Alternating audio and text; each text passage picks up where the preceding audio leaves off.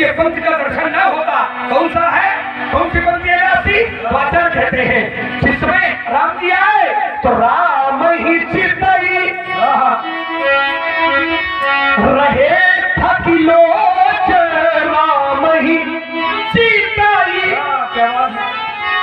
जिस समय राम जी आए, क्योंकि बोला राम जी ने, और राम जी आए तो राम ही चितई रहे थकी, नेत्र थक गए।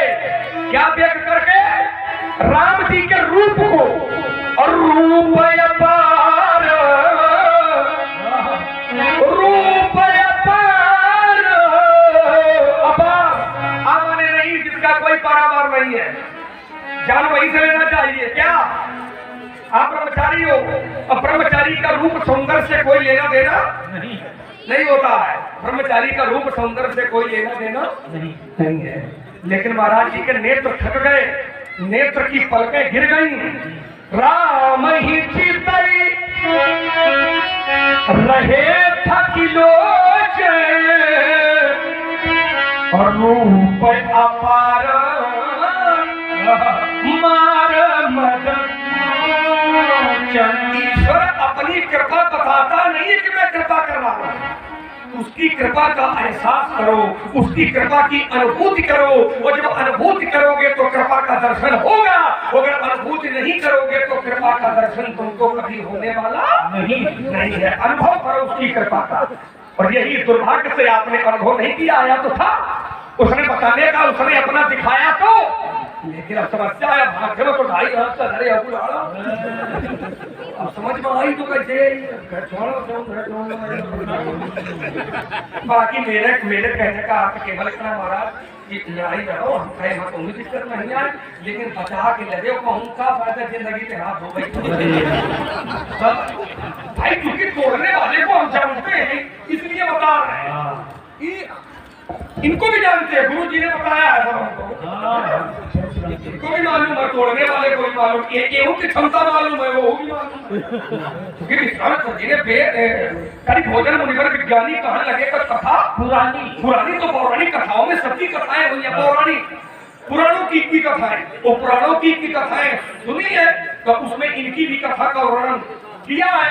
तो हमने इनको भी सुना है, उसको भी देखा है। मेरा परामर्श है, अब लड़का जान के माने हो चाहे ना माने हो। और रही बात नारद की और हरि की युद्ध की हुआ था, तो उसमें किसी न किसी ने तो आदेश, किसी न किसी ने तो उसका रास्ता निकाला होगा, बताया होगा।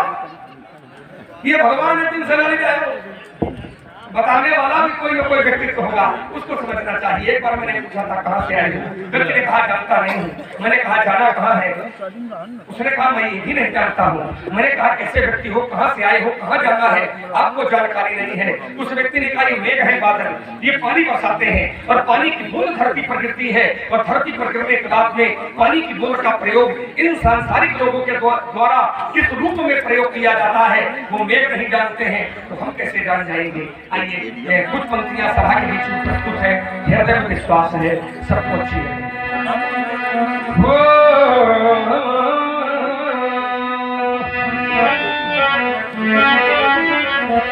कहाँ से आए, कैसे आए, किसी को ये मालूम नहीं। कहाँ से आए, कैसे आए, किसी को ये मालूम नहीं। और कौन बूंद मोती बन जाए, ये इनमें हो को मालूम नहीं। प्रातः काल होते ही पक्षी, प्रातः काल होते ही पक्षी ये दाना चुगने चल देते हैं। मित्रों, कभी ने पक्षी शब्द का प्रयोग किया है, और ये पक्षी कोई और नहीं है, पक्षी का हम सभी लोगों से है। प्रातः काल होता है, हम सभी लोग अपने अपने घरों का त्याग कर देते हैं, परिश्रम करते हैं, और उस परिश्रम के बदले में जो धन मिलता है, उस धन से हम सभी लोग अपने अपने परिवार का उदर पोषण करते हैं। कभी ने कहा ये प्रातः काल होते ही पक्षी ये दाना चुगने चल देते हैं। छोड़ घोंसले में बच्चों को इस जीवन की नैया खेते हैं, लेकिन ये प्राण पखेरु कब उड़ जाए। व्यक्ति घर से निकला, शाम तक नहीं पहुंचा तो व्यक्ति के परिवार वाले चिंता करते हैं। छोटे छोटे बच्चे अपनी माँ के पास जाते हैं और माँ से कहते हैं, मैया पिताजी सुबह निकले थे, रात हो गई, अभी वापस नहीं आए। समाज में बैठे हुए यही वयोवृद्ध लोग कहा करते हैं कि व्यक्ति घर से निकले तो मित्र ये ठिकाना नहीं होता कि शाम को सुरक्षित आएगा अथवा नहीं आएगा। और तभी तो कवि ने कह दिया कि ये प्राण पखेरु कब उड़ जाए, ये उन बच्चों को मालूम नहीं और कहां से आए कैसे आए किसी को ये मालूम नहीं। दो अनजाने राही देखो, अनजाने अनजाने कहते हैं अपरिचित को, राही राही कहते हैं मार्ग में चलने वाले व्यक्ति को। कवि ने कहा एक नहीं है दो है, विद्वानों ने कहा अगर दो है तो दो में कौन कौन है, तो कवि ने कहा कि एक का नाम है बर और दूसरे का नाम है कन्या। बर और कन्या ये दो अनजाने राही।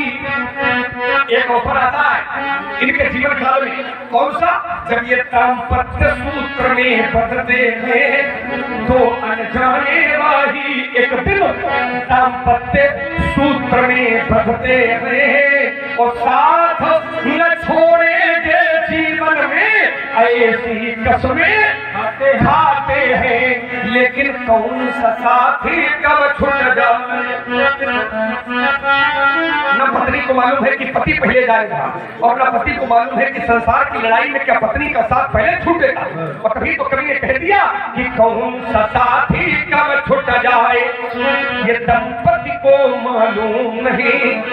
अकान बूंद मोती बन जाए, इनमें भूख